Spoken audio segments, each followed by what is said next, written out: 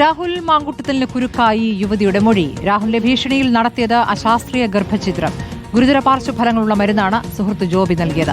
ഡോക്ടറുടെ നിർദ്ദേശമില്ലാതെ മരുന്ന് കഴിച്ചത് അമിത രക്തസ്രാവത്തിന് വഴിയൊരുക്കിയെന്നും മൊഴിയിൽ പറയുന്നു. പരിശോധിച്ച ഡോക്ടറുടെയും യുവതിയുടെ സുഹൃത്തുക്കളുടെയും മൊഴിയെടുക്കാനാണ് ഇനി അന്വേഷണ സംഘത്തിന്റെ നീക്കം. രാഹുലിനായി വലവിരിച്ച് പോലീസ് പാലക്കാട് കേന്ദ്രീകരിച്ചു തന്നെയാണ് അന്വേഷണം. റോഷിപാലും ഹരിമോഹനും ഇക്ബാലറക്കലും വിവരങ്ങളുമായി. ആദ്യം റോഷിപാലേക്കാണ്. റോഷിപാൽ, യുവതിയുടെ മൊഴിയുടെ കൂടുതൽ വിവരങ്ങൾ ഇപ്പോൾ പുറത്തേക്ക് വരികയാണല്ലോ. ഗർഭഛിദ്രം നടത്തിയത് ആശുപത്രിയിൽ വെച്ചല്ല എന്നുള്ളതാണ് ഏറ്റവും അതിലെ ഗുരുതരമായ കാര്യം. ആ മരുന്നുമായി ബന്ധപ്പെട്ട് ഉള്ള രേഖകളൊക്കെ തന്നെയും യുവതി ഇപ്പോൾ അന്വേഷണ സംഘത്തിന് കൈമാറിയോ? സ്മൃതി, ഗർഭഛിദ്രവുമായി ബന്ധപ്പെട്ട അതിന്റെ തുടർ ചികിത്സകളുമായി ബന്ധപ്പെട്ട അടക്കമുള്ള എല്ലാ രേഖകളും അന്വേഷണ സംഘത്തിന് യുവതി കൈമാറിയിട്ടുണ്ട്. നേരത്തെ മുഖ്യമന്ത്രിക്ക് നൽകിയ പരാതിക്കൊപ്പം ഈ മെഡിക്കൽ റിപ്പോർട്ടുകൾ ഉൾപ്പെടെ ഉണ്ടായിരുന്നു. ഇതിൽ ഏറ്റവും പ്രധാനമാകുന്നത് ഈ നൽകിയ ഗർഭഛിദ്രത്തിന് നൽകിയ മരുന്ന് അത് അശാസ്ത്രീയമായ ഗർഭഛിദ്രത്തിന്റെ ഒരു കാരണമാണ് എന്ന് പറയുന്നു. കാരണം സാധാരണഗതിയിൽ ഇങ്ങനെ ഒരു നീക്കം ഇത് നടത്തുമ്പോൾ അത് നേരത്തെ തന്നെ ഡോക്ടറെ യുവതി കാണിക്കണം. ഡോക്ടർ പരിശോധിച്ചതിന് ശേഷം അത് ശാസ്ത്രീയ പരിശോധന വിധേയമാക്കേണ്ടതുണ്ട്. ഉറപ്പുവരുത്തിയതിനു ശേഷം ഈ കുട്ടിയുടെ ആരോഗ്യസ്ഥിതി പോലും ഉറപ്പുവരുത്തിയതിനു ശേഷം മാത്രം കൊടുക്കേണ്ട മരുന്നാണ് ഈ പെൺകുട്ടി കൊടുത്തത്. പാർശ്വഫലങ്ങളുള്ള മരുന്നാണ്. അമിത രക്തസ്രാവം ഉണ്ടായി ഈ മരുന്ന് കഴിച്ചതിന് ശേഷം അപ്പോൾ തന്നെ ആശുപത്രിയിലേക്ക് എത്തിയതുകൊണ്ട് ജീവൻ രക്ഷിക്കാൻ കഴിഞ്ഞുവെന്നാണ് ആ പെൺകുട്ടിക്ക് ഡോക്ടർ അന്ന് ചികിത്സ തേടിയ ഡോക്ടർ പറഞ്ഞത്. ഈ പെൺകുട്ടിക്ക് ജോബി ജോസഫ് എന്ന അടൂരിലുള്ള രാഹുൽ മാങ്കുട്ടത്തിൻ്റെ ഉറ്റ സുഹൃത്താണ് മരുന്ന് എത്തിച്ചത്. മരുന്ന് എത്തിച്ച ഉറ്റ സുഹൃത്ത് രാഹുൽ മാങ്കുട്ടത്തിൻ്റെ ബിസിനസ് പങ്കാളി, രാഹുൽ മാങ്കുട്ടത്തിൻ്റെ സഹോദരിയുടെ ബിസിനസ് പങ്കാളിയാണെന്ന് കൂടി സൂചനയുണ്ട്. പത്തനംതിട്ട കേന്ദ്രീകരിച്ച് നിരവധി വസ്ത്ര വ്യാപാര സ്ഥാപനങ്ങളുള്ള ഈ സുഹൃത്ത് പഠനകാലം മുതൽ തന്നെ രാഹുലിൻ്റെ ഉറ്റ ആത്മമിത്രമാണ്. വിദ്യാർത്ഥി സംഘടനാ പ്രവർത്തകൻ കൂടിയായിരുന്നു. പിന്നീട് കുടുംബ സുഹൃത്തു കൂടിയായി. രാഹുലിൻ്റെ വീടിന് അടുത്ത് തന്നെയാണ് വീട്.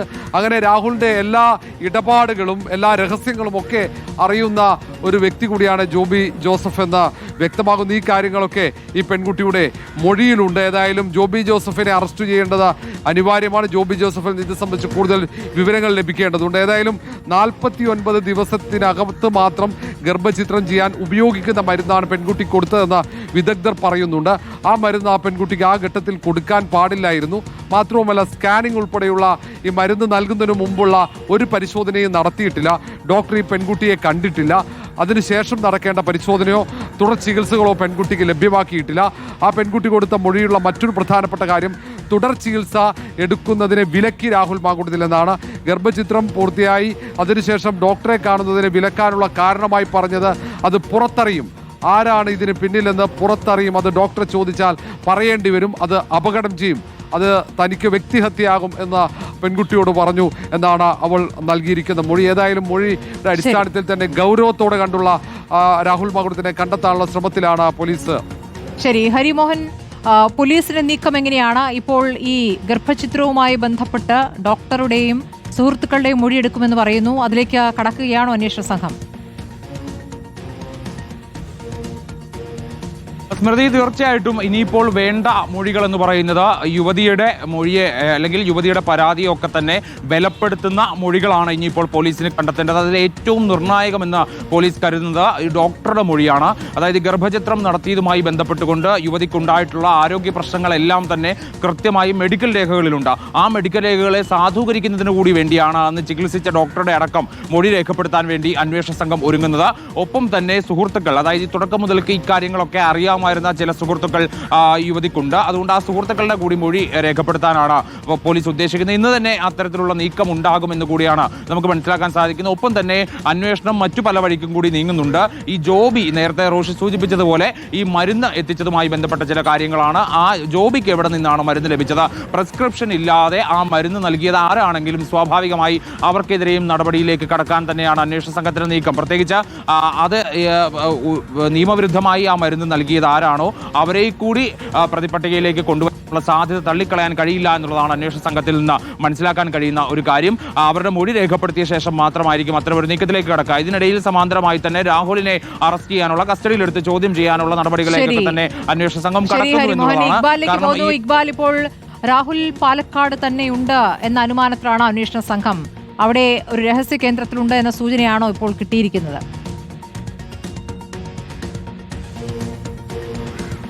സ്മൃതി, ഈ യുവതി പരാതി നൽകിയതിന് പിന്നാലെ പാലക്കാട് കണ്ണാടിയിൽ നിന്ന് പാലക്കാട് നഗരത്തിലേക്ക് എത്തിയതിനു ശേഷം പിന്നീട് രാഹുൽ ഇവിടെ നിന്ന് മാറുന്നു. അത് ഔദ്യോഗിക വാഹനവും എല്ലാം ഈ താമസ സ്ഥലത്തിന് സമീപം ഉപേക്ഷിച്ച് പിന്നീട് സുഹൃത്തിൻ്റെ ഒരു വാഹനത്തിലാണ് രാഹുൽ ഈ പാലക്കാട് നഗരം വിടുന്നത്.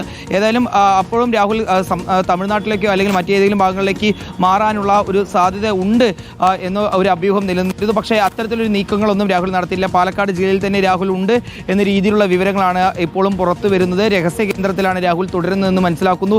രാഹുലിനൊപ്പം നേരത്തെ ഈ പാലക്കാട് നഗരം വിടുന്ന സമയത്തുണ്ടായിരുന്ന പേഴ്സണൽ അസിസ്റ്റന്റുമാരിൽ ഒരാളും അതുപോലെ തന്നെ രാഹുലിന്റെ ഔദ്യോഗിക വാഹനം ഓടിച്ചിരുന്ന ഡ്രൈവറും ഇപ്പോൾ ഏതായാലും പാലക്കാട്ടേക്ക് തിരിച്ചെത്തിയിട്ടുണ്ട്. രാഹുലിന്റെ ഫോൺ ഇപ്പോഴും സ്വിച്ച് ഓഫ് ആണ്. ഏതായാലും രാഹുൽ ഈ മുൻകൂർ ജാമ്യാപേക്ഷ അല്ലെങ്കിൽ മുൻകൂർ ജാമ്യം തേടി നിൽക്കുന്ന സാഹചര്യത്തിൽ പാലക്കാട് ജില്ല വിട്ടാൽ അത് വലിയ രീതിയിൽ തിരിച്ചടിയാകും എന്നൊരു നിയമോപദേശം അത് അഭിഭാഷകരിൽ നിന്ന് ലഭിച്ചതിന്റെ അടിസ്ഥാനത്തിലാണ് ഇത്തരത്തിൽ പാലക്കാട് ജില്ലയിൽ തന്നെ തുടരുന്നത് എന്ന രീതിയിലുള്ള വിവരങ്ങളാണ് പുറത്തു വരുന്നത്. ഇന്നലെ രാഹുലിന്റെ ഫോൺ അല്പസമയം ഓണായിരുന്നു. ഇന്നലെ രാവിലെ 7:30 മണിയോടുകൂടിയാണ് ഈ ഫോൺ ഓണായത്. ആ സമയത്ത് അഭിഭാഷകൻ ഉൾപ്പെടെ രാഹുൽ ഈ നമ്പറിൽ ബന്ധപ്പെട്ടു എന്ന രീതിയിലുള്ള സൂചനകളും പോലീസിന് ലഭിച്ചിട്ടുണ്ട്. മുൻകൂർ ജാമ്യം അപേക്ഷയുമായി ബന്ധപ്പെട്ടുള്ള ചില കാര്യങ്ങൾ സംസാരിക്കുന്നതുമായി ബന്ധപ്പെട്ടാണ് ഈ അഭിഭാഷകനെ രാഹുൽ ഫോണിൽ വിളിച്ചതെന്നാണ് പോലീസ് കരുതുന്നത്. ഏതായാലും പോലീസ് അന്വേഷണം തുടരുന്നു. രാഹുലിന് വേണ്ടിയുള്ള തിരച്ചിൽ നടത്തുന്നുണ്ട്. രാഹുൽ പാലക്കാട്ടെ ഒരു രഹസ്യ കേന്ദ്രത്തിൽ തന്നെ ഉണ്ട്. സുഹൃത്തായ ഒരു കോൺഗ്രസ് നേതാവിന്റെ വാഹനത്തിലാണ് രാഹുൽ പാലക്കാട് നിന്ന് കടന്നു കളഞ്ഞതെന്നുള്ളതാണ് പോലീസ് ഏറ്റവും ഒടുവിൽ കണ്ടെത്തിയിട്ടുള്ള വിവരം. ഏതായാലും ഈ വാഹനം കേന്ദ്രീകരിച്ചുകൊണ്ടുള്ള അന്വേഷണവും തുടരുകയാണ്. സ്മൃതി, ഇക്ബാൽ, ഇപ്പോൾ MLA ഓഫീസൊക്കെ രാവിലെ തന്നെ തുറക്കുകയാണ് അല്ലേ? സ്മൃതി, അതായത് രാഹുലിനൊപ്പം ഉണ്ടായിരുന്ന, അതായത് ഈ യുവതി പരാതി നൽകിയ സമയത്ത് കണ്ണാടിയിൽ നിന്നും രാഹുൽ പാലക്കാട്ടേക്ക് എത്തുമ്പോഴും പിന്നീട് പാലക്കാട് നിന്ന് രാഹുൽ മാറുന്ന സമയത്തും എല്ലാം രാഹുലിനൊപ്പം ഉണ്ടായിരുന്ന രണ്ടാളുകൾ, അത് രാഹുലിന്റെ വാഹനം ഓടിച്ചിരുന്ന ഡ്രൈവറും അതുപോലെ തന്നെ പിന്നീട് രാഹുലിന്റെ ഒരു പേഴ്സണൽ അസിസ്റ്റന്റും, ഈ രണ്ടാളുകളും രാഹുലിനൊപ്പം ഉണ്ടായിരുന്നു. ഇവർ ഇന്നലെ രാത്രിയോടുകൂടി തന്നെ ഈ MLA ഓഫീസ് പരിസരത്തേക്ക് എത്തുകയും MLA ഓഫീസിൽ ഇവർ ഉണ്ടായിരുന്നു. അങ്ങനെ ഇന്ന് രാവിലെ മുതൽ തന്നെ MLA ഓഫീസിന്റെ പ്രവർത്തനങ്ങൾ പിന്നീട് ആരംഭിക്കുന്ന ഒരു സാഹചര്യം ഉണ്ടായിരുന്നു. ഏതായാലും കഴിഞ്ഞ ദിവസം അടച്ചിട്ട MLA ഓഫീസ് ഇന്നലെ രാവിലെ തുറന്നാണ്. പിന്നീട് അത് അടച്ചിടുന്ന രീതിയിലേക്ക് കാര്യങ്ങൾ പോയിട്ടില്ല. ഏതായാലും വ്യാപകമായിട്ടുള്ളൊരു തിരച്ചിലും അന്വേഷണവും പോലീസിന്റെ ഭാഗത്ത് നിന്ന് നടത്തുന്നുണ്ട്.